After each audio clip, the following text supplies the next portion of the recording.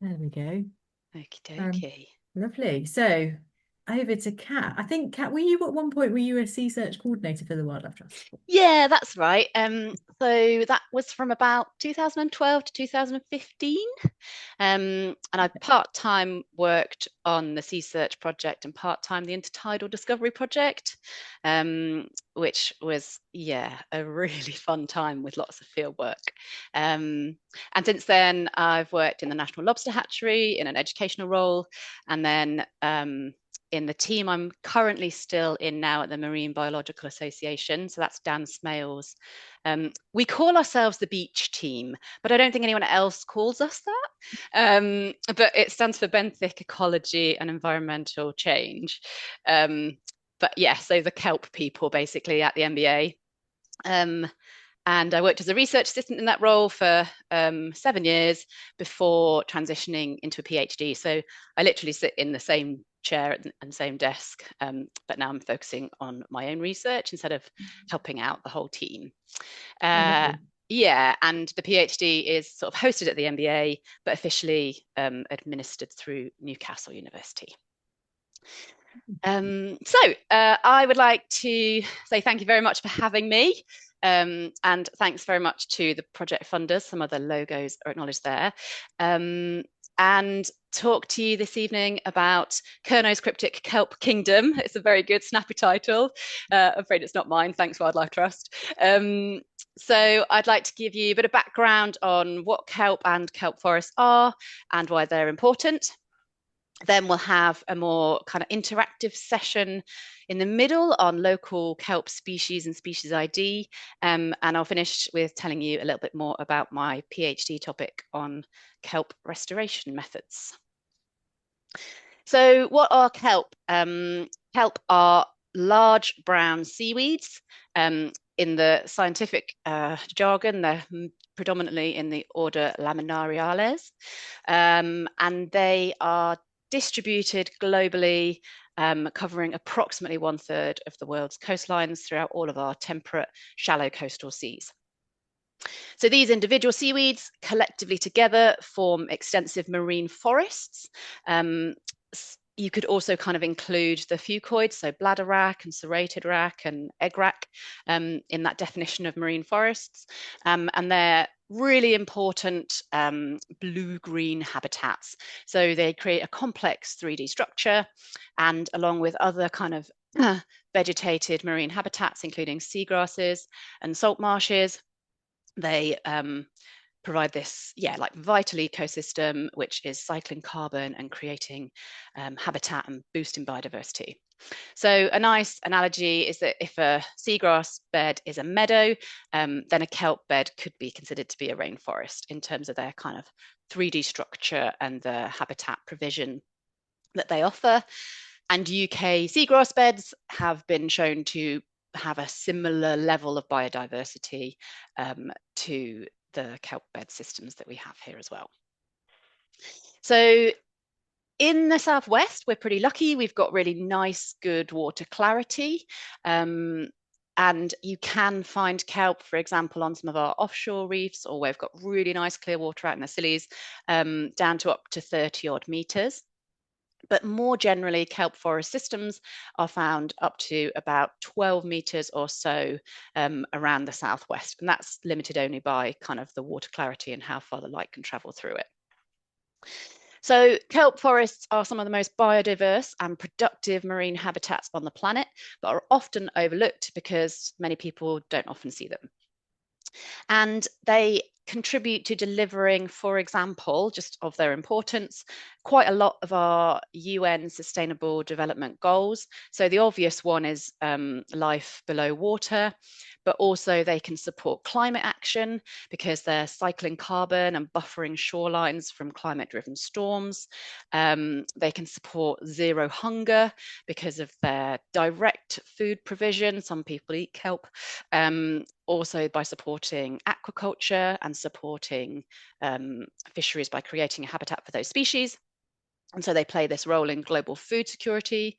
Um, And also in responsible consumption and production. So kelp-based products could help to decarbonize the economy, and even supporting life on land, because you can use kelp as a fertilizer, which reduces reliance on inorganic chemical fertilizers.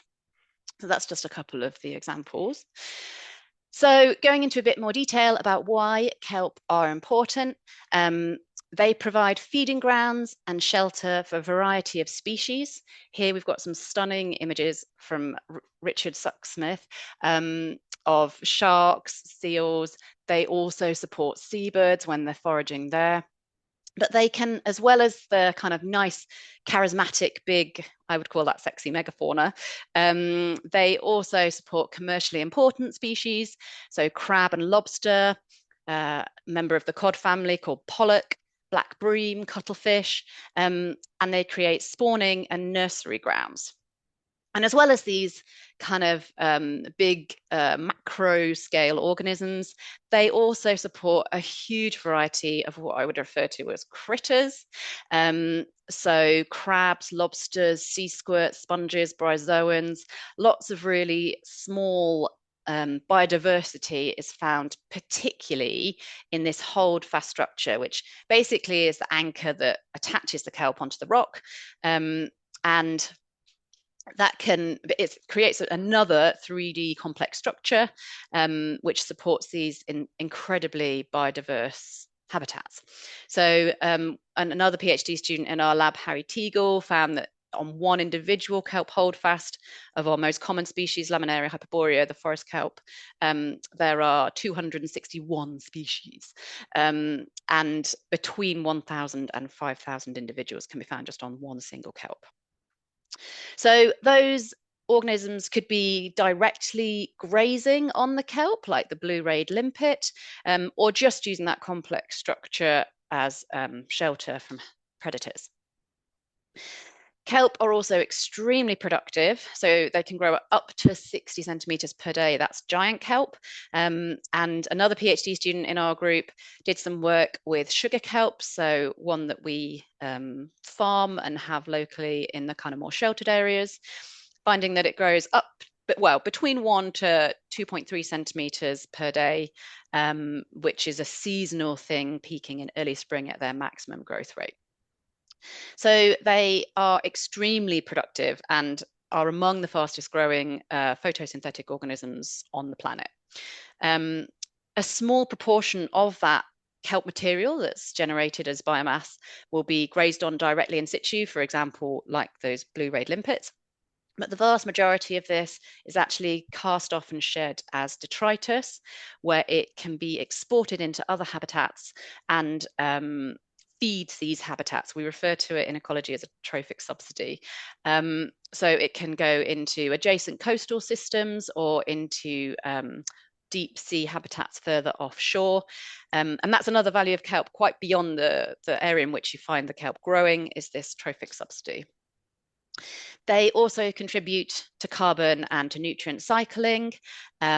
So I actually pinched this figure from the Help Our Kelp website, but it's originally from Klaus Jensen and Duarte paper.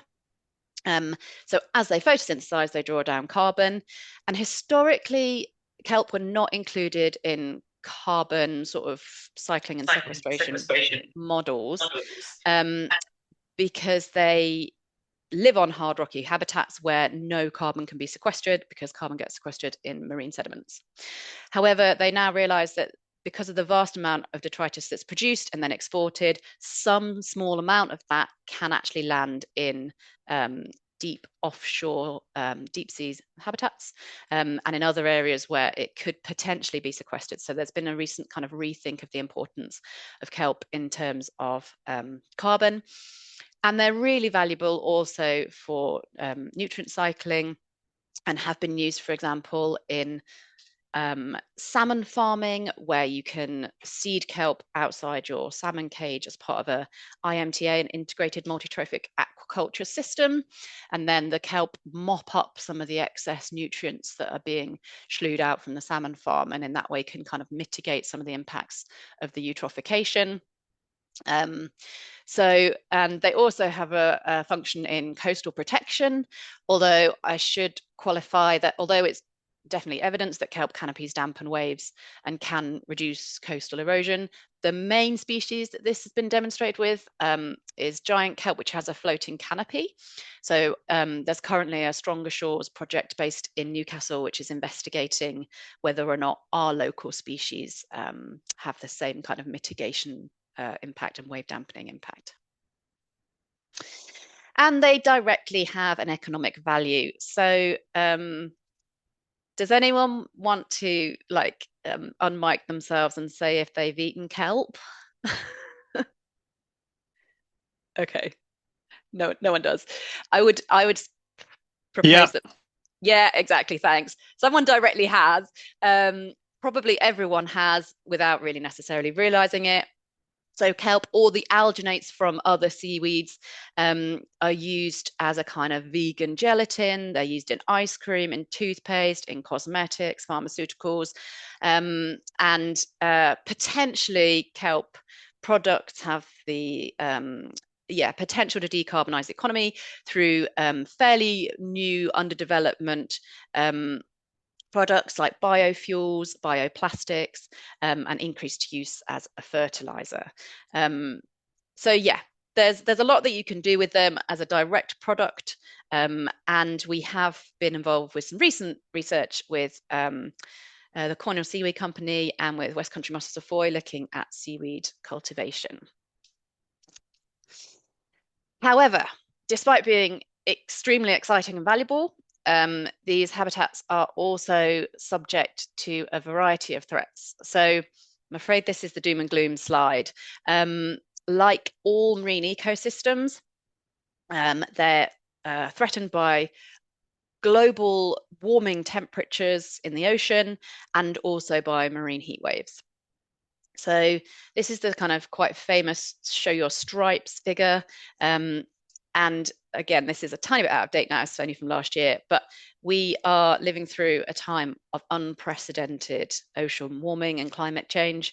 And the most recent figures are extremely alarming, let's be honest. And along with the background trend of kind of gradual warming, we're seeing an increased frequency and intensity of extreme climatic events, such as marine heat waves or severe storms. And I mean, this year's winter down in the southwest has just been back to back named storms. It's been relentless.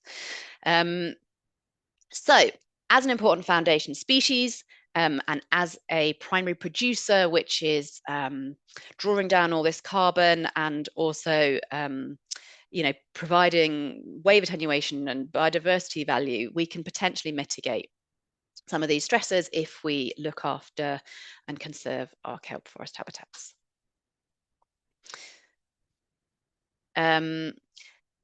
I would consider that the worst threats to kelp would be climate change and marine heat waves. So they got their own slide, but they're also threatened by a suite of other human-driven stressors, including coastal development. So sedimentation from road runoff and also from dredging can reduce the light availability. Increased nutrient pollution can shift the kind of competitive dynamics between kelp and other seaweeds, potentially promoting kind of scruffy, fast-growing, weedy turf algae. Overfishing, for example, of kelp, of predators within kelp systems can impact on the predation, so urchins that are feeding on the kelp, and can kind of destabilize or the atrophic cascade, which can result in excessive grazing of urchins and then formation of urchin barrens. And that's been documented particularly badly from Norway over the recent decades. Non-native species such as Undaria or wakami, which is sometimes referred to as the Asian kelp, and Sargassum muticum could potentially outcompete native kelp in some areas, or invasive grazers could cause destruction. And in some regions, harvesting pressure directly on the kelp when it's taken out for alginates can also be an impact. So that can reduce the canopy cover and kind of alter ecosystem functioning. So sustainable management of that Activity is essential in order to avoid degradation. Okay, so just pausing there, which I appreciate is a little bit of a sad place to stop. I wanted to focus in more on our UK kelp species. So I'll run through a quick bit of ID and some just quite light background, and then there'll be a quiz. So if you're interested, please pay attention. And yeah, I wanted to look at 6 kelp, which are all native to the UK. So they their distribution varies, kind of underpinned by wave exposure and temperature preferences, but also their kind of tolerance to desiccation and how far they're willing to survive up, or not willing, able to survive up the shore.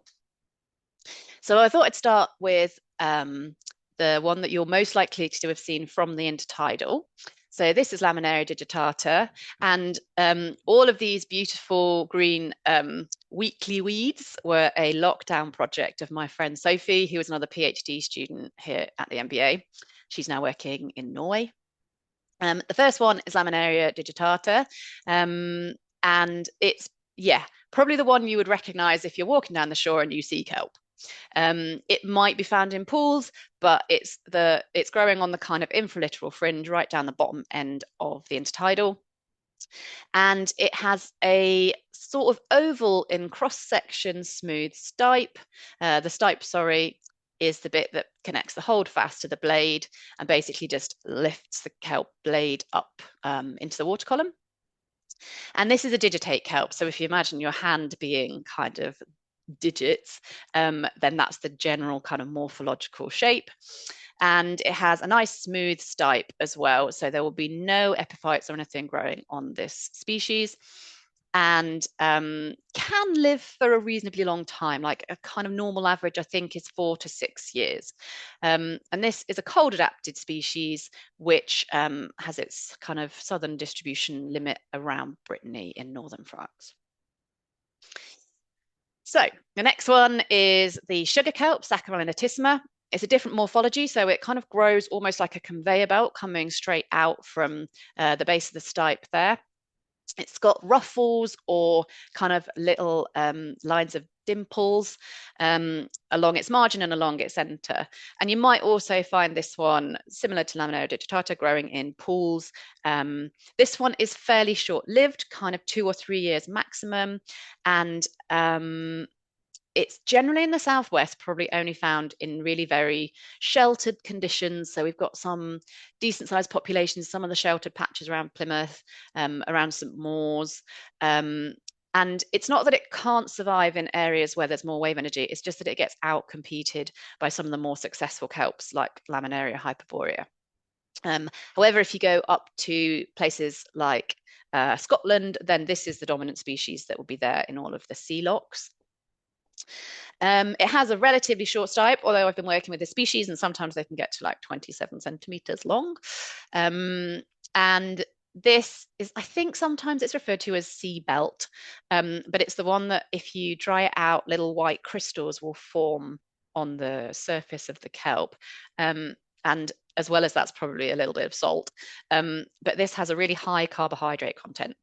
So it's the one that people are most interested in exploring for potential use as a biofuel, and it's one of the ones that's most widely cultivated as well. Okay, Laminaria hyperborea is our most dominant species of kelp found, I think, throughout the British Isles, certainly around the southwest. I would call it forest kelp. Some people, I think, refer to it as tangle or curvy. And the important feature of this one, it's another digitate life form, is that it's got this textured stipe here. So this supports communities of epiphytes, including other red seaweeds, sponges, and bryozoans, which can be extremely diverse. And it therefore has this facilitation cascade function, because not only does the kelp itself create a 3-dimensional habitat, but it also hosts other species on its stipe, which create a further 3-dimensional habitat. So it's kind of like a super kelp in terms of biodiversity provision. And they can live for quite a long time as well. Like around 18 years is not uncommon. We quite regularly find them at 12 years. You can actually age this kelp by taking a little slice through the base of the meristem, sorry, the base of the stipe, just kind of like above the holdfast, and count the rings like a tree. So in just the same way, you can, yeah, look at how old it is in order to work it out. Another interesting thing that they do is that the whole blade is kind of pushed upwards from the top of the stipe and then cast off in arguably May. It's called the May cast, but sometimes you can start to see them from kind of, yeah, anytime now really. And it makes the whole kelp look like an egg timer until the old blade has been cast away. So that's an example of the production of detritus that I was mentioning earlier, and enables them, I think, to just get rid of some of the loading of epiphytes and fouling species that might be on the blade from the previous season. And yeah, I've kind of already mentioned the habitat facilitation cascade, but these guys, because they live for a long time, they have this really impressive biodiversity buildup, and particularly kelp holdfasts are a kind of notable biodiversity hotspot. Having a very similar morphology is the golden kelp, Laminaria ochroluca. So all of the ones I mentioned so far are cold adapted species. This one is actually a warm one, which is naturally progressed northwards. The most northern population that we know of now is on the west coast of Northern Ireland. But prior to that, it was around Lundy. And this guy is very similar to Laminaria hyperborea, the forest kelp, except that it has a smooth stipe. So both of them have a stipe that's round in cross section. And then there's kind of like a golden thumbprint, if you like, around the meristem there, which is where the blade kind of joins with the stipe. And although it looks in every way quite similar to Laminaria hyperborea, because it hasn't got that textured stipe and it doesn't therefore provide that extra habitat for the red seaweeds and the sponges, it has much lower biodiversity value when you kind of compare them side by side.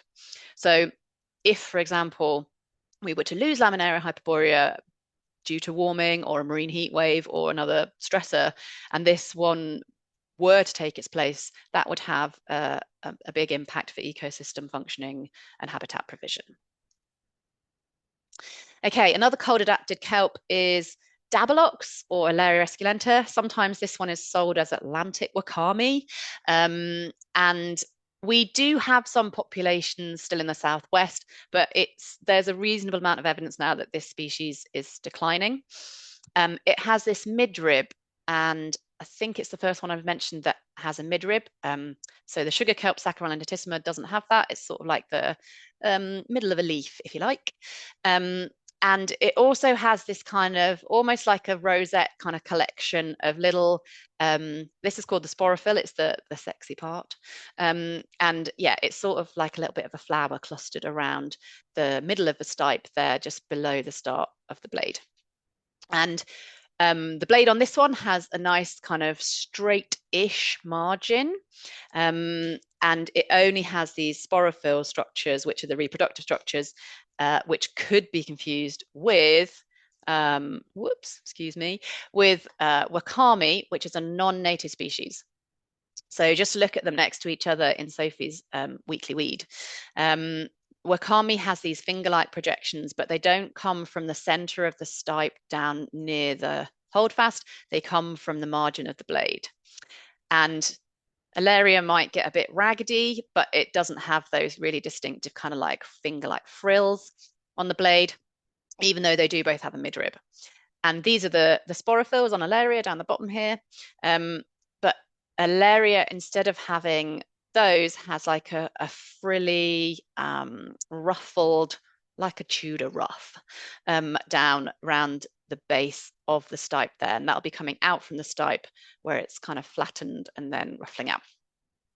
So wakame is originally from Asia and is a very successful marine invader, which certainly around Cornwall, we've got it pretty much everywhere it can cope with. It's also a species that prefers fairly sheltered conditions. And yeah, I've seen them in the Helford River for sure and around Falmouth and St Austell Bay. I haven't seen them on the north coast, but I haven't specifically looked for them there. And I don't know whether that would be sufficient of a barrier to kind of stop them from moving upwards. But they're spread probably from either whole individuals or reproductive material in ballast water. So they kind of move outwards like a lot of non-native species from marinas, which are kind of hotspots. And then we also have furbelows, Saccharisa polychides. So this is not a true kelp. It's sometimes referred to as a pseudo kelp. It only lives for 1 year, which is actually the same as the wakame. But although it's still a digitate form, it's quite distinctive from the other kelps. It's extremely fast growing. It can appear as a tiny little recruit and then be 3 meters long within 6 to 9 months. And it still has a kind of digitate form, but then the stipe is flattened. And on mature individuals, it has the similar structure to the wakame as this reproductive sporophyll. And then I'm sorry if there's anyone listening that's offended by this, but I think the holdfast looks like a ball sack. So that's a very characterizing feature. It's like a little pimply, quite large. Sometimes they can grow kind of this big. And those, when the blade has been kind of eroded away by the winter storms, those will be retained on the seashore. And sometimes come sort of January, you can just go, and the only evidence of this kelp ever being there is these holdfasts. But then a few months later, you'll see the next season of recruits coming through. And just a quick one, if you're out onshore surveys, these tiny little kelp, what's this, probably about 12 to 15 centimeters long, have this tiny sort of thickening projection here in the middle of the stipe.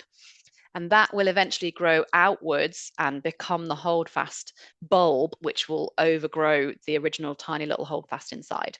So if you see this on the rocky shore, kind of about this time of year or over the next month or so, then that is this species, furbelows or Saccharisa polychides. And this one is moderately warm adapted and can be found as far down as Portugal, but like I said, very short lived. Because the holdfast is quite a different shape and it's basically hollow inside, you actually get quite different communities associated with this. And it's also a fairly short-term habitat. So a colleague of mine, another PhD student, she's found pipefish and rockling and some crabs, like even moderately large crabs. I think we once found an edible crab in there in the holdfast of this species. And then we've mentioned wakame already, but just to say it has a very similar structure of sporophyll, but then a very different blade morphology to furbelows. So, how's everybody doing? If you would like to unmute yourselves now, then I thought this would be a nice time to have a quiz. And if you're an expert and you know already, specifically Matt, then please manage to hold back. But yeah, if you're a Shore Search volunteer and you might have learned something new today, then that would be great if you want to volunteer. Well, just to say, Kat, it was a Yeah, really nice roundup of all the species. Thank you. no And I worries. think, Thanks. yeah, it's nice to hear someone else's take on it and a few different descriptions. It Yeah, was brilliant. sorry about that. I But was no, I thinking, think furbelows is definitely one of my favourites, and it's Mm, always like so flat, isn't it? The stipe is so thin, flat. It looks so yeah, different. it's really But distinctive and quite I didn't wide as know well. that. I really didn't know that it turned around in a year. It only lived for a year, so So that's really fast. interesting. Yeah. Yeah. We've been doing so it was Nora Saland who she's got a couple of publications that she put out on it, and I came along when I was a research assistant on a lot of her surveys, and it's insane how quickly it grows. Mm. And how much biomass it produces, and then it all just gets lost in kind of September, October, and you get these like manky stipes, and then the stipes are gone, and you just get left with the holdfast. Mm. Yeah, really a very transient habitat. Yeah, amazing. Yeah. I guess Anyway, yeah, if people can't or don't want to unmute, they can just chuck it in the chat and I'll shout it out afterwards. Yeah, How's that? nice. yeah, good idea. Okay, so these are just random photos as well that I've taken from fieldwork or some of my colleagues have taken. So some of them are good and some of them are not so pretty. Okay, so this I think is a kind of subtitle one. Does anyone want to hazard a guess?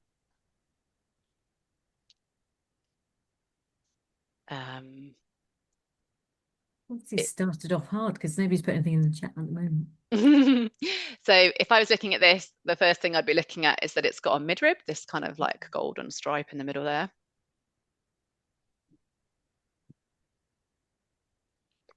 We've got a couple It of is things coming in, a couple of things. So we've got one Dabbleox so far and one Wakami coming through. nice. Okay, I'll take that. Cool.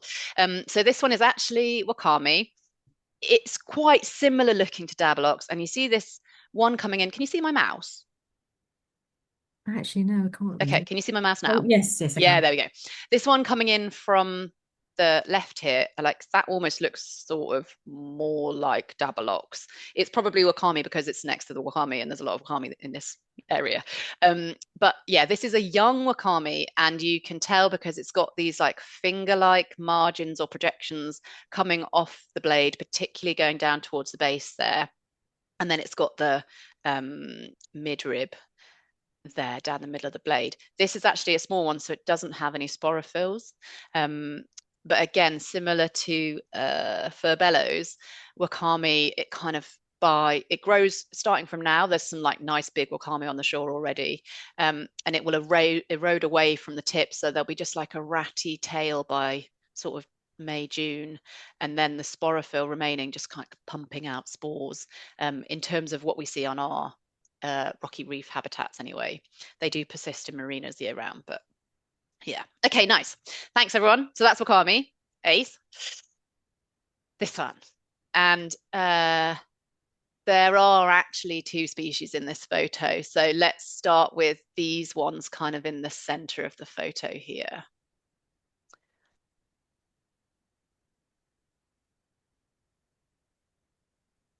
I know I might not have said this earlier, I'm not sure, but this one's in a really quite wave exposed environment.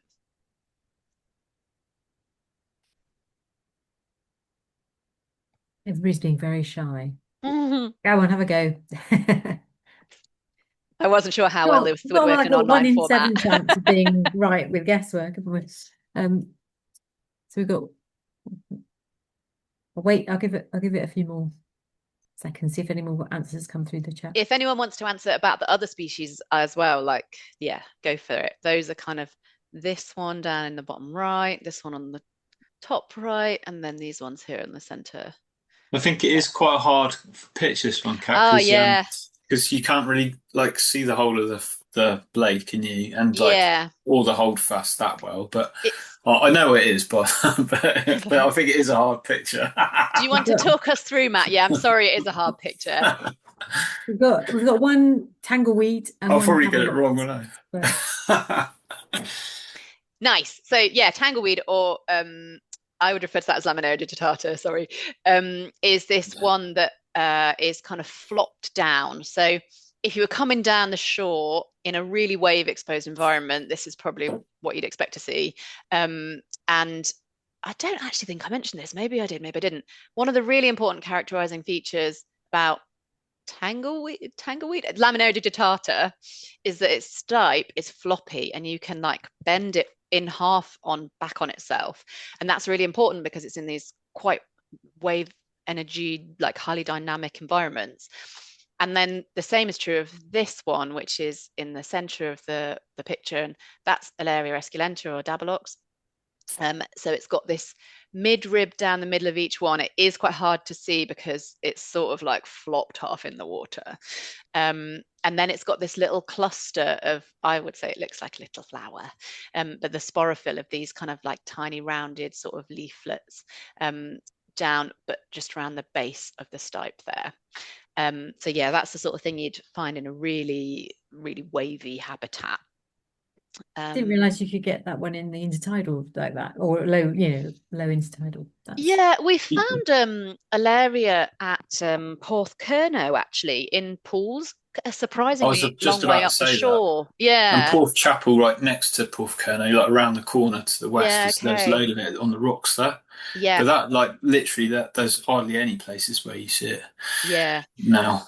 And also down here, it dies back earlier in the year than it does in, say, Scotland. Like you can look at the same species and you wouldn't know you were looking at the same thing sometimes because it's so sad down here and it's so big and lustrous up there at the same time of year. We also saw it on the quays off the North Cornish coast, off Padstow. Yeah, it's on those really offshore exposed. islands. It's quite happy, relatively, for being in the southwest still. But yeah, cool. Sorry, so that was a bit of a mean one. Sorry, everybody. Okay, and the thing that I mentioned just a minute ago about having like a nice floppy stipe, so it's not too rigid, so it won't be broken in the storms or in the waves, sorry, is an important one for this one. Also, the other thing is there's another species there, Fucus serratus, that it's kind of growing in the same area as. Does anyone have any ideas? I'm really sorry as well, because I get the common names for most of the kelps a bit mixed up. I'm the same. Everything else, I prefer common names, but I get them all mixed up on kelps. Yeah. So we've got a digitata. Yeah, you might as well learn scientific names because they sound good and they're quite easy to remember, I think. They are easy, yeah. Digitata, hooray! Yes, perfect. Yes. Nice. Thanks. Yeah, so it's got a clean stipe with no epiphytes. If you could see it, it would be overall in cross-section. And yeah, the stipe is really floppy and bendable, whereas when you see Laminaria hyperborea, it's only exposed on really big spring tides because it's more subtidal than digitata, but it'll be kind of sitting upright, almost like a tree, whereas digitata will be flopped right over. Great. Nice. Okay, this is a really hard one. I'm sorry. All I would say is that if you look at these stipes here, would you consider them to be more upright or more flopsy? And also, are there epiphytes on them, I guess? Or are they golden? Does anyone just want to take a stab in the dark? There's no judgment. Forest. Golden coming through. Oh, okay, fair enough. Fair. It's sometimes I get mixed up with juvenile forest kelp, Laminaria hyperborea, and golden kelp, because when they're young, they all look like they've got a slightly paler kind of golden bit where the base of the blade connects to the stipe. So these ones, sorry, this was a hard one. This is actually Laminaria digitata. It's got a smooth stipe. It is quite flopsy and bent over, but it's not a very nice photo. I'm sorry. Okay, this one, another not particularly clear photo. Sorry about that, a little bit burnt out. I think this might be a Keith Hiscock one actually from a long time ago. Yeah, goldens. Yeah, lots of goldens. I think the colour's really dangerous to sort of train people because I've seen yellow forest kelp so many times. Me too. But you just tell them to look at the stipe. Yeah, exactly. So even with really young Laminaria hyperborea, the forest kelp, the stipe will begin to have like a pimpling and a texture, especially down near the bottom end of it by the holdfast. So even if it hasn't got loads of beautiful, dulse or red seaweeds growing on it, you can still begin to see from when it's about sort of like that size. You're like, oh yeah, that one is. It feels rough as well. It feels rough. It feels rough, and exactly. And whereas this feels waxy and smooth. Yeah, really smooth. So yeah. And also sometimes, unless you've got them sort of right next to each other, I can still get confused between a juvenile Ochraluca and hyperborea, like golden kelp and forest kelp. But it's sort of on the golden kelp, like sorry, I'm on the wrong screen. Like a thumbprint semicircle around that bit there. This is called the meristem, like at the base of the blade. And you get a pattern a bit like that in Laminaria hyperborea, but it's really a lot more distinctive in Ochraluca. So yeah, but you can only start to see that when you have them next to each other. Like it's not that easy when you've got one and not the other. So yeah, and there are plenty of places where they co-occur. But Ochraluca, the golden kelp, is generally a bit more sheltered and generally gets outcompeted by Laminaria hyperborea in the more exposed conditions. But that's not to say that you don't get mixed stands. Yeah. Go for it, Janet. Can I ask a question about the golden? Are the blades, do they tend to be a little bit more raggedy than? No, they don't per se. This is an older sort of towards the end of the season. Like I would speculate. I'm pretty sure that it was Keith Hiscock that took this photo. I just took it from the NBA like back catalogue. But this one has had a lot of grazer damage, and I would say that it was probably taken in like August, September, maybe even October, when they're getting kind of tatty and there's been a lot of fouling building up through the summer. Yeah, you can just about see as well some Stereomophilus cinerea, the grey top shell on it there. So yeah, it's had a bit of a clobbering, I would say, and it looks a bit, that's not the thing to go on. The thing to go on is, has it got a smooth stipe? And is that stipe quite rigid, in which case it's got to be Ochroleuca if it's smooth, or is it quite rough and textured, in which case it's got to be Hyperborea. Thank you. Got a comment from Bob saying it's a good test as nothing looks quite like the guide pictures underwater. No, exactly. I would just say nothing ever looks like the guide pictures, full stop. Yeah, literally. Yeah. It's helpful to know what you should be looking for, but there's also in PhD circles, I've seen it, an advert for like a website called My Seaweed Looks Weird, which is where you get like weird morphologies or something that's kind of like got a twisted spiraling stipe, or I don't know. Yeah. Okay, cool. So this one is really, you can see. Picture. Yeah, that's nice as well, isn't it? Actually, I think that's one of Dan's, but it could be another one from the chap up in Shetland. Yeah, so this one is, you can see it's properly like subtidal. It's not up near the intertidal at all. It's got all these really nicely developed communities of anemones and sponges and starfish and red seaweeds and big urchins. And I don't know, what would you say about the texture of those stipes, or the sort of, do they look like they're straight and upright, or do they look like they're sort of smooth, or do they look kind of floppy?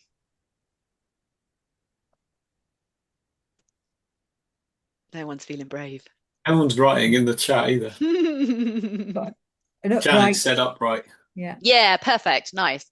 So, and I mean, these kelp, so it's got the texture, it's got these really beautiful, okay, you can't actually see them because they're buried in so much biodiversity, but like really big holdfasts with these wonderfully developed associated communities of marine life.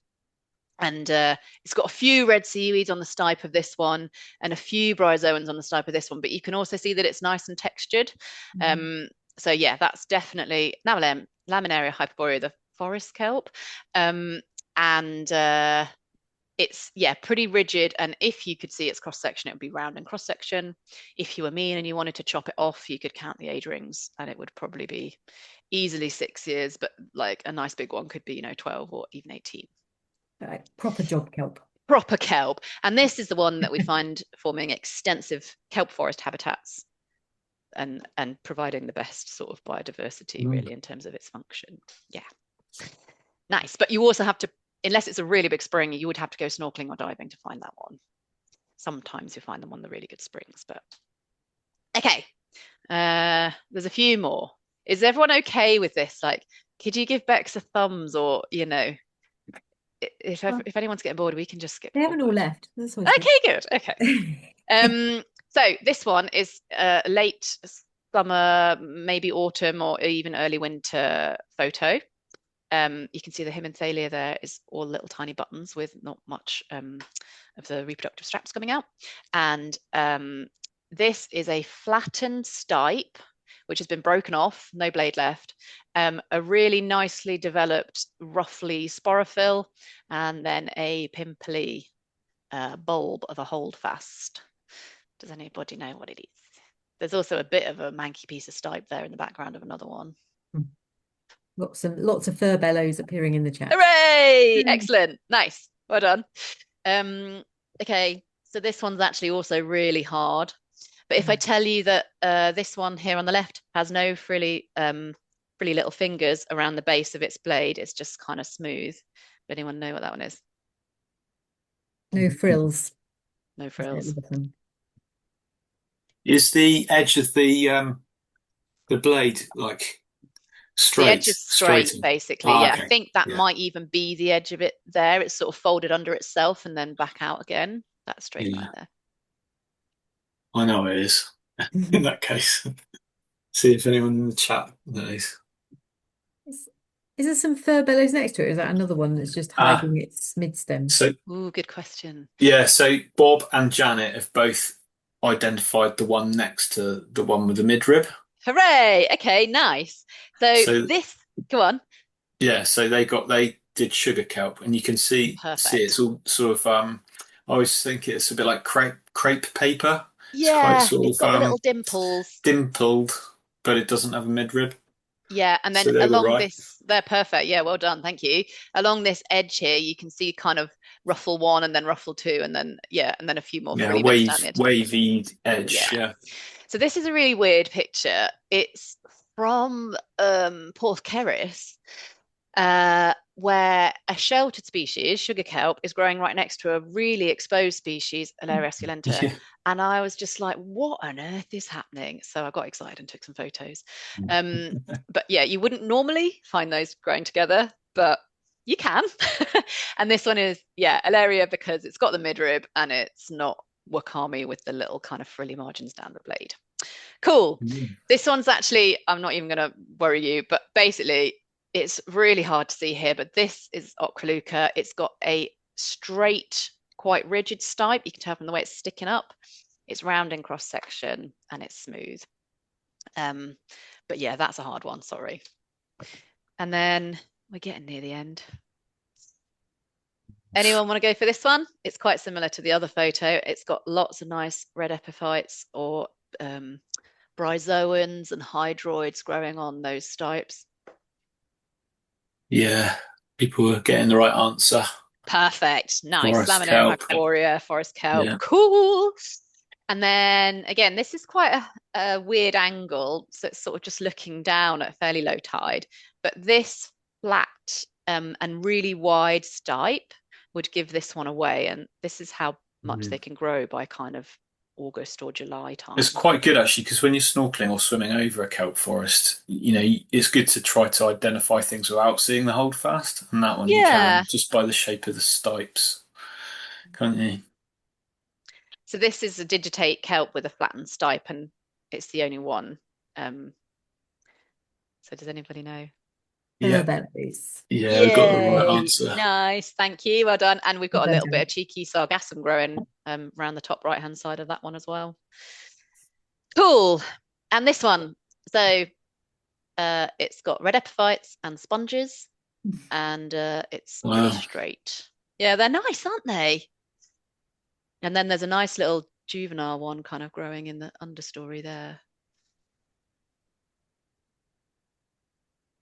We got a wrong answer. Oh dear. Oh, now we've got What a right was the wrong answer? Go for Someone it. said digitata. That Okay. there is actually one right in the foreground that looks a bit more bended and with nothing growing on it. Could that be digitata? Right. Maybe that confused them. But it could be. I would say probably it's it's another hyperborea, this little juvenile one here. But I would only say that because it's growing next to a hyperborea, and at this size that would be really hard to confirm. But you might be able to just see around the base there that there's a bit of texture and some sort of like pimply sort of crisscrossy grid kind of speckles. But yeah, because this one's got the red epiphytes and sponges, and it's also quite clearly, because it's got these lovely well-developed sponge communities, you can sort of look at that and tell it's subtidal. But, and it's old because they grow quite, so. Yeah. I remember reading that where they harvest the kelp in Norway, even after 5 years, the diversity hasn't come back. Even though the kelp's grown back, the forest has grown back, the diversity isn't there. And you can see from that picture why, can't you? It's like a forest. It takes old trees to sort of really get the diversity. Exactly. Yeah. And I mean, if you were to take everything at sort of this height here, then these juveniles are going to grow up, but they're not going to. So there's quite a bit I could tell you about harvesting regimes and things, but it makes sense that there would be a lag for the biodiversity to catch up, because once you've got the canopy, the biodiversity has to colonize it. So yeah, and that's one of the challenges with some of the restoration work as well, is you need to demonstrate that you've not just restored the forest canopy, but that you've actually restored this ecosystem goods and services that you're trying to recreate as well. And that takes much more time. And you might not even get that if you've got a more sparsely populated forest or a more patchy and fragmented forest. So yeah, Okay. Cool. Thanks very much for bearing with Well me. done. And well done, everybody who got it right. And I hope that if you didn't, then you still enjoyed learning about why. Does anybody have any questions so far with kind of what we've covered before I just finish with a bit of chat about my PhD? Okay. I'll take that as a no. Nice. Only one about asking if we yeah. could have your ID slides at all. That was Oh, one question yeah, earlier. probably. I'll just double check because I took all the photos from the MBA kind of sort of central image gallery. I'll check that I'm allowed to, but I don't see why not. But let me check. Some of them are mine, in which case, yeah, you can have those. But yeah, there's a few slightly nicer ones. So Bex, if you could email me about that, I'll look. Kat, would you like to well, you might be able to answer this question, Sure. or you might be able to explain to some of the divers and snorkelers who do sea search why it's important when you're doing sea search to sort of pay attention to which species you're seeing. Yeah. Because people often write kelp and don't tell us what species, and Yeah, which is totally fair enough. I mean, hopefully you agree. I mean, I've been looking at a lot of kelp for quite a long time, but you agree from those sort of quick slides that they are actually quite distinctive. And once you know what to look out for, I actually think they're quite easy to ID, unless they're juvenile, in which case, fair play, just whatever. But yeah, so for example, if you've got Dabylox alaria, unless it's at Porceris growing next to sugar kelp, you would expect to find that in a really exposed site. So one of the things that it could be useful is that you can kind of validate the exposure rating that you're giving the site in order to help them to identify kind of what habitat classification that's likely to be. But in terms of the actual kind of functional ecology, forest kelp, for example, Hyperborea, is a really valuable habitat provider and kind of nursery ground. And we've done within our group bits of research that show that when that gets substituted out for example, Ochroluca or another kelp that's ever so slightly morphologically different, but looks kind of similar, you know, like Ochroluca and Hyperborea, it's just the texture of the stipe that's the really obvious difference. But because it doesn't have that textured stipe, it doesn't support all those red seaweeds, it doesn't support the sponges and the da-da-da-da. And actually, it's therefore a lot less valuable as a habitat. So it's functionally and ecologically quite different and quite depauperate. yeah, And then if you've got something like Furbello, Saccharomyces polyschides, it's a really transient habitat. So it's there and then it's gone within about 9 months, maximum a year. And so the value of that habitat is not there for very long, whereas Laminaria hyperborea is there for 12 years or 18 years or yeah. And also if it's, for example, Nora's work, she found some pipefish, and on our surveys we regularly found rockling in the holdfasts of the furbellows. We just wouldn't really get rockling because they're too big in a holdfast of, very commonly I would imagine, in a holdfast of Laminaria hyperborea, because it's got this like complex kind of root-like 3D structure. So it's completely different in terms of the species that it can support as well. We've got another question that came up from Bob, which was, can you see a direct correlation between rising sea temperatures and lower levels of kelp populations? Ooh. So there's no specific manuscript that kind of jumps into my mind. There is a little bit of information in the next few slides about that. But there is modelling work that clearly supports that cold adapted kelp species in the UK are going to progress and change their range and their distribution in a northward direction. And if you go into more detail, there's huge amounts of evidence of the climate change impacts on kelp forest sort of structure and function.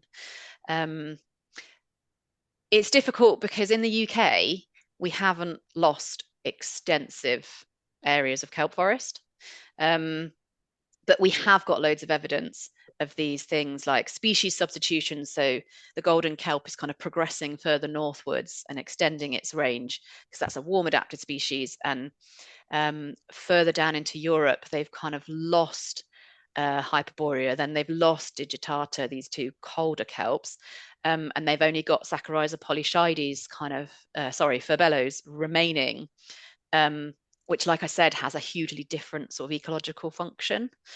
So there are absolutely an undeniable body of evidence of the climate change impacts on kelp.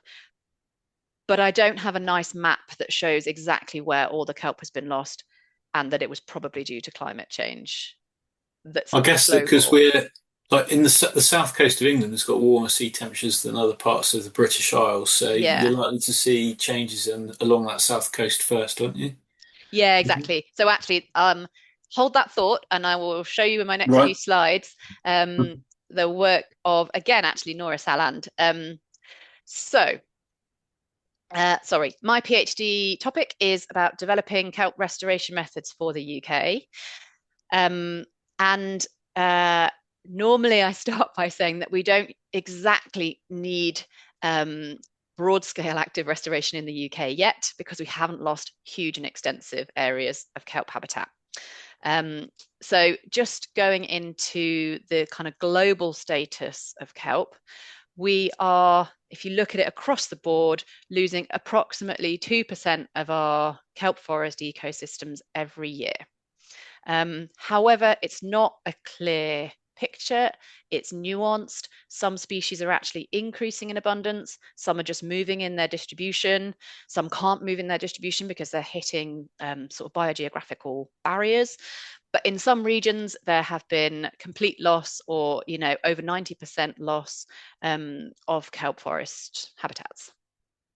So, for example, in Western Australia, following a marine heat wave, there was a widespread die-off in their kelp. This one here is called a clonia, and it basically doesn't recover sometimes. You can get these alternative stable states, such as urchin barrens, where the urchin's just constantly grazing and the kelp just can't be able to recover, or shifts to turf algae. So both of those have occurred in Norway, in sort of sugar kelp and forest kelp systems.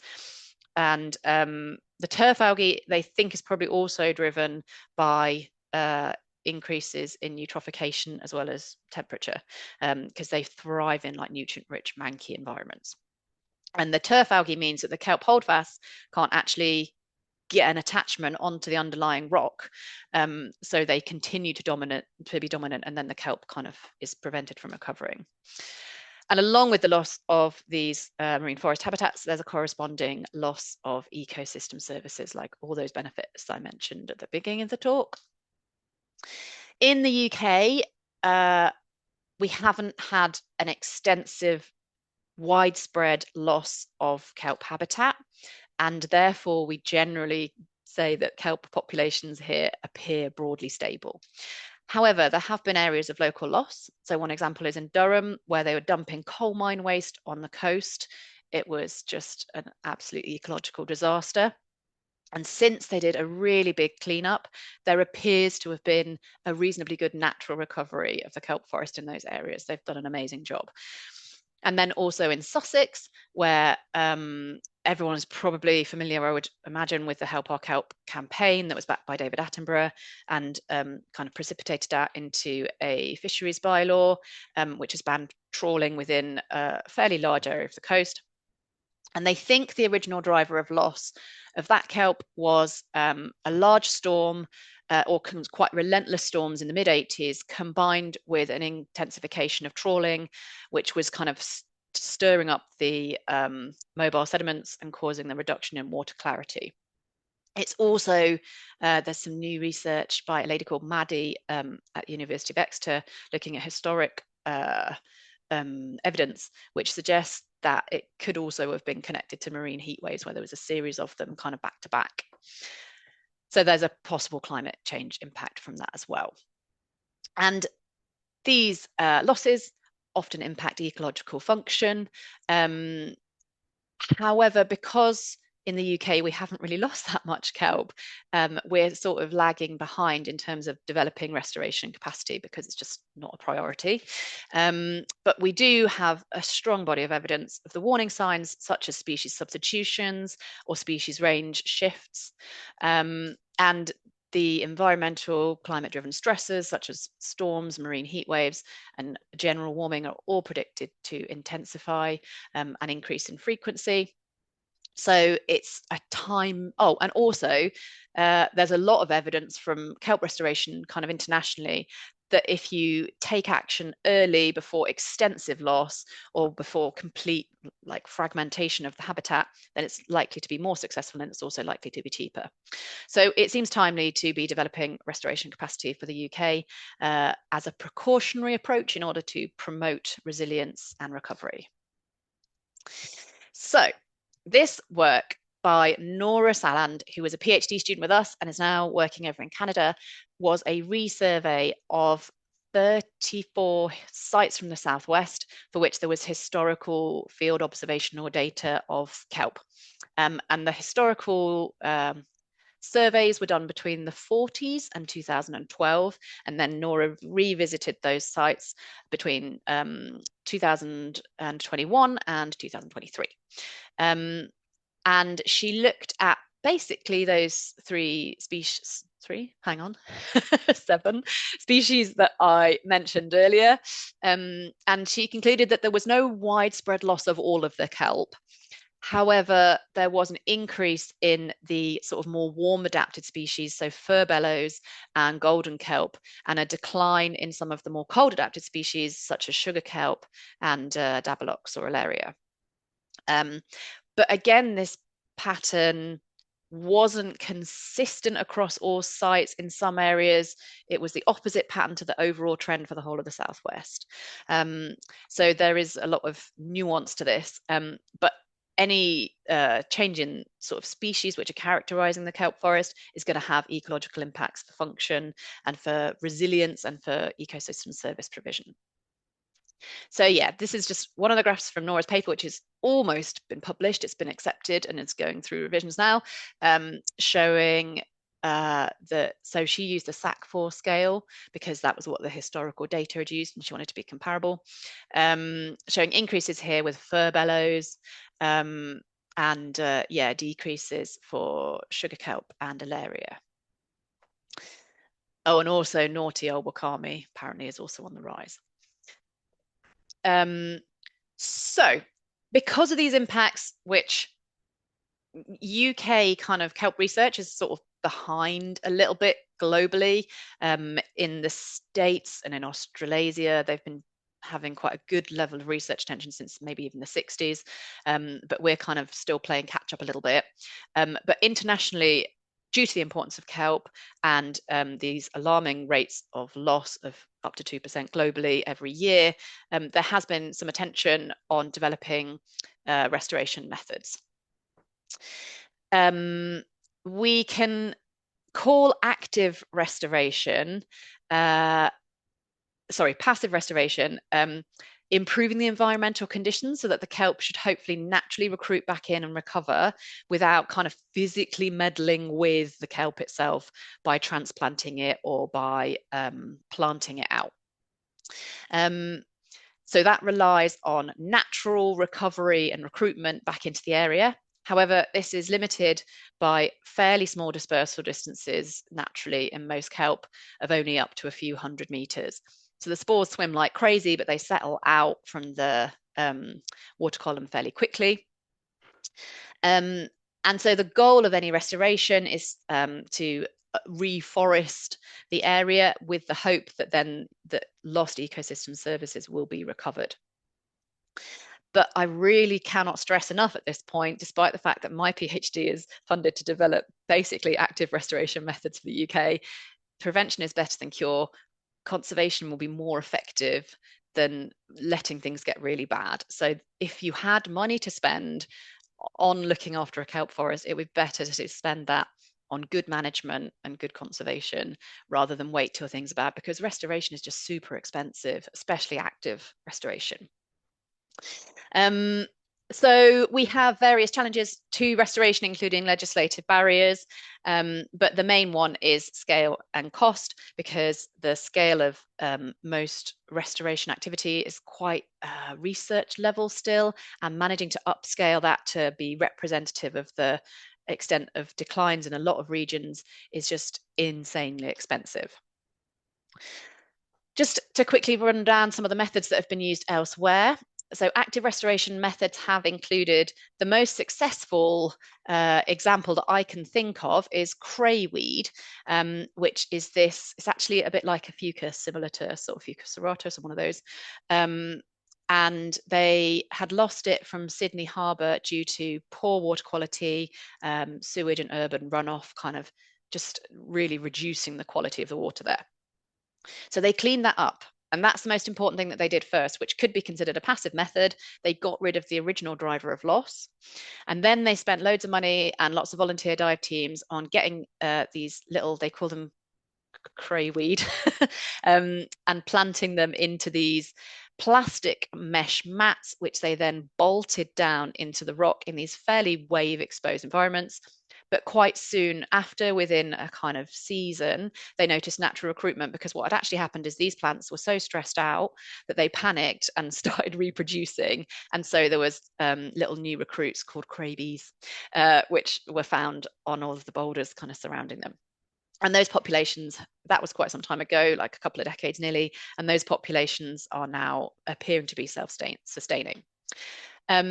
But it's very expensive. You need dive teams of people who are highly trained, and they're working in fairly highly dynamic wave energy environments. So it's very challenging. Another method is green gravel, which I'll talk about in a moment, or seeding with spore bags or lines, where you basically just get your kelp fertile material and chuck it in and try and make it stay there and hope that it kind of does its own thing. Arguably, these could be considered passive methods because you're not fiddling with the kelp itself. But I would say that they're quite interventionist. So you could also create habitat for the kelp or the marine forests to grow on. So in South Korea, a lot of the restoration work has actually been putting in sort of structures that they can colonize. You can manage herbivores. So people in other regions go around culling urchins or even quick climbing them, has been done in Norway. And that kind of gives the kelp chance to get a hold and potentially to recover. And there's also some quite nice kind of business-based models where actually people want to eat urchin gonads, and so you kind of create a market for that. You can remove competitors such as the filamentous turf algae, or you could look at kind of more combined or holistic techniques. So if you have a lovely healthy MPA and you're in California and it's full of sea otters, then they're going to be predating on the urchins for you, and so there's likely the potential for the kelp to recover. Okay, so just to talk about the work that I've been focusing on, my PhD is based around this green gravel method, which was originally developed in Norway in 2019 with sugar kelp. And essentially the way it works is that you identify your kelp fertile material and cut it out, clean it up nicely so you're not introducing weird diatoms or contamination into your culture. And then you seed the kelp spores onto tanks full of little gravel, which you can grow out in the lab until they're kind of grown from being microscopic size to at least 5 mil, maybe a centimetre long. So this picture is some kelp growing on the edge of a scallop shell there. And then in theory, and the way that it did originally work in Norway, is that you just throw them over the side of the boat, the gravel sinks to the bottom, and then the kelp hold fast, this anchor structure overgrows the gravel and then can form an attachment to the benthos underneath, the seabed underneath. And it's kind of a numbers game. So you want to chuck out a reasonable amount of this stuff, but because you're not using divers, you have this massive cost saving. And so it has the potential to be much more scalable and is a really promising approach to kelp restoration. And there's now this global green gravel action group, which we're a part of, but looking at developing this method with different species, different environmental contexts. And one of the main challenges with the technique is wave energy. But so we had this Fisheries and Seafood Scheme funded project, which was kind of the start of my PhD and was between Newcastle and the MBA in Plymouth, and was also really well funded and led by the Fishmongers Company and Alison Freeman, who's now gone on to found the Kelp Conservation Initiative. And sorry, let me do this in a different order.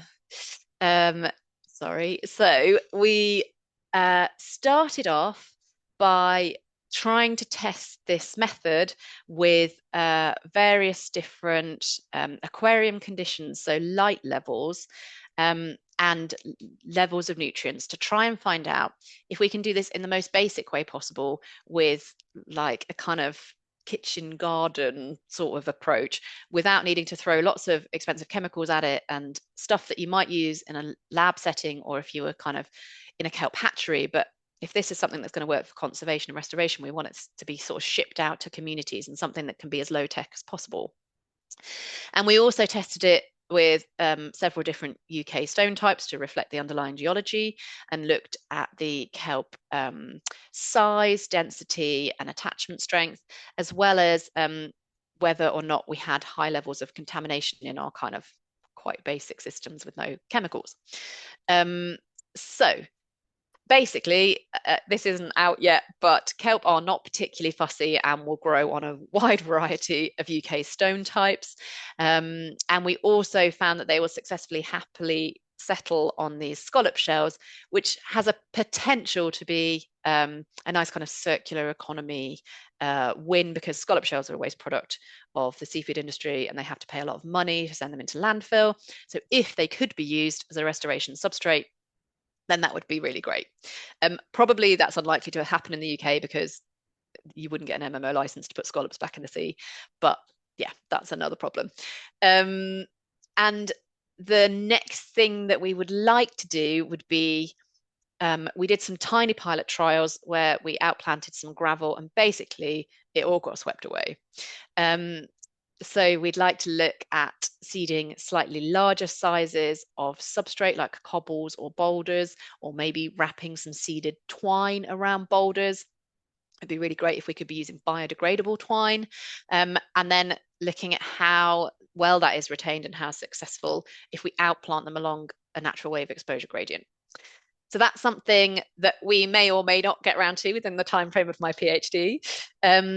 But I also started looking, having seen Nora's data, where she did her historic sites and found declines in several of them in sugar kelp. I've done nearly 2 years, it'll finish in July, of surveys of sugar kelp at 3 sites across the south coast of Devon and Cornwall, just to give a really nice baseline of this species that's kind of not very well understood in this region, looking at its population dynamics and demography, and estimating the standing stock biomass and growth rates, and trying to understand what its recovery potential might be should there be a mass die-off event in the kind of context of restoration. So thank you very much for listening. Does anyone have any further questions? And I tell you what, I've really gone through the time, haven't I? Blimey. Thinking you're quite horrified. I was expecting you to talk for an hour and a half, but yeah, seems I'm quite capable. It's just because people get interested and want to get involved. Can I ask a question? Yeah, go for it, Matt. In that 3 years, have you seen a change in your areas that you're studying then? Yes, but not necessarily the one that I was looking for. So it was only 2 years, I should hold my hands up and say. What I really noticed, because I was going back to the same 3 sites every other month for that period, was that this winter's storms have been worse, and I don't think that really needs any further evidence, but have been worse than the previous year. So some of this is like evidenced by my data, and some of it is just kind of observations from going and making a little note and taking some photos. But for example, the Sister Sarah is this beautiful, it looks a bit like sargassum, but it's much more slow growing and is a native species rather than a non-native. The Sister Sarah got absolutely hammered this year and completely taken away. Normally it's this big canopy, a kind of similar size to sargassum, but because it's older, it supports more biodiversity, and you often see some quite beautiful bryozoans and sponges on it. And yeah, it got taken down to tiny little nubs, and most of the canopy's gone this winter. Whereas last winter, sargassum got swept away in sort of September or so. And the Sister Sarah persisted at a couple of my sites. So that's interesting that it's definitely kind of just been hammered worse. And I think, although I haven't looked at the data yet, that one of my sites, the sugar kelp is much smaller this winter just because it's been clobbered by the storms. And also, I really noticed last summer, compared to the first year that I'd done the surveys, last summer was pretty hot, wasn't it? And everything happened earlier. So there was a big bloom of quite like ephemeral green seaweeds, which just kind of, in some places, they were almost, like 10 centimeters thick all over the seabed. And the undaria, the wakame, it grows up and then it kind of dies back again and is gone by sort of July-ish. And that happened earlier and then it was gone. And yeah, the sargassum normally kind of hangs around as a canopy that really, especially in the sort of shallow areas and the kind of rock pools, it sits on the surface and blocks a lot of the light from coming further down. So it's actually quite dark down there. And that then it kind of rots away and you get left with these tiny little stumps, which then regenerate sort of what already going about now. They're kind of this long at this time of year, aren't they? And the sargassum came earlier last summer and then rotted away by sort of August and September. So yeah, I've noticed interannual variation more, I would say, because that's the obvious thing that as you're looking, you're kind of like, it hits you in the face. Yeah. We've Awesome. had quite a lot of people just saying thank you for a very interesting talk and really enjoying the quiz.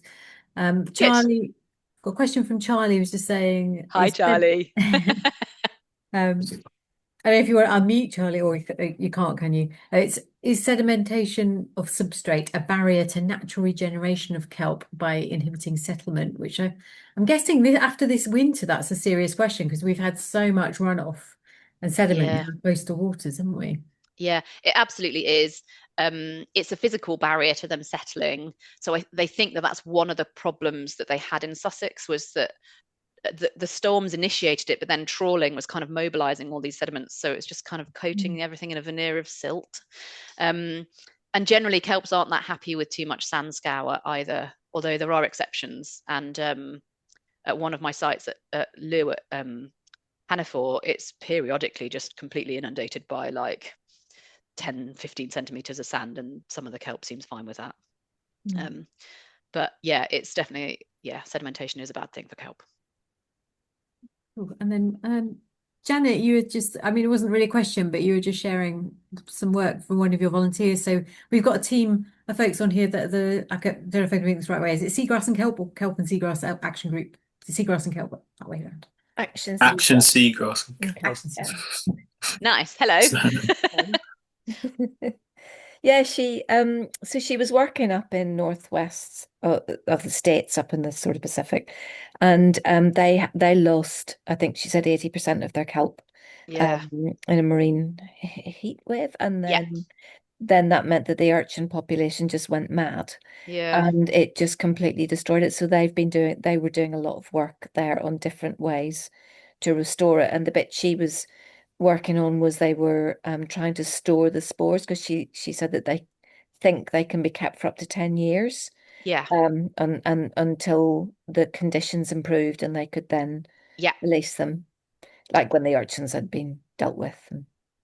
So that is the thing. There's a couple of like in Scotland, in the Scottish Institution for Marine Science, Association for Marine Science, sorry, SAMS, they have this sea cap, which is a culture where they're biobanking different strains of kelp. And you can actually, so I didn't talk about this, but they have a 2-stage life cycle. So the thing that you see on the shore is called a sporophyte, and that releases spores. The spores then germinate, if you like they progress into the next stage, which is called a gametophyte, and it's like a microscopic fibrous thing. And then the gametophytes, when they're ready to, can mature and then produce a sporophyte. So the gametophytes can live in a conical flask, and if you keep them under red light, then they think they're basically in the dark in the understory of the kelp canopy, and so conditions aren't great, so they're not going to germinate yet and mature. Whereas if you introduce blue light, then they're like, it's almost like the analogy of a tree falling in the rainforest, and that everything else grows up. So yeah, you can keep them in gametophyte cultures. I'm not sure if people quite know yet how long, and some people think maybe indefinitely. That's what she said, they just don't know. Yeah, exactly. And then the other thing is the poor old urchins. So in a healthy system, like we in the UK, we don't have really a big problem with urchin barrens. Like there might be some evidence of that in the northeast, but it's quite a new thing and not massively well recorded yet. But yeah, the urchins in like a giant kelp ecosystem, when it's healthy and there's lots of kelp around, are kind of just grazing on the bits of kelp detritus, and they're in balance, if you like, and they're predated on by sea otters and other predators. But when the urchin barren situation develops, then these poor urchins are just like going around they can refer to them as like zombie urchins, because they are looking for kelp to eat, but there's no kelp to eat. And so they go into a sort of like weird kind of stasis mode, and they can live for an insanely long time. I'm not going to say a number because I actually haven't got the evidence in my brain, but it's decades and decades and decades, and they're just kind of sat there waiting for some kelp, not being particularly happy. And they live much longer, and then they don't reproductively mature or produce any gonads. So they're no good for any of the urchin fisheries that are targeting gonads. So yeah, it's a difficult sort of positively reinforcing alternative stable state from a kelp forest. And you can see how that's a real challenge for trying to do any restoration work. Yeah, so it's like our other habitats, isn't it? We need good water quality and care with our fishing, basically, to make sure we've got our predators. Yeah. That helps the kelp. She said they were growing lots of sea stars because that was the main predator for the urchins, so they were kind of trying to deal with them that way. Yeah, but then they had I'm not sure how long ago, but there was a big sea star wasting disease that took out in that area, I think. Yeah. But yeah. God, they must be pretty tough starfish if they can eat urchins. That's amazing. I know, hardcore. They look really cool as well. They're like a kind of big They're sun star thing with lots of legs. They're like tip-top predators there, aren't they? The big pisaster sort of sea stars. Anyway, I'm aware that we're coming up to our cut-off time, Kat, and you've still got to get home, haven't you? Yeah, I have.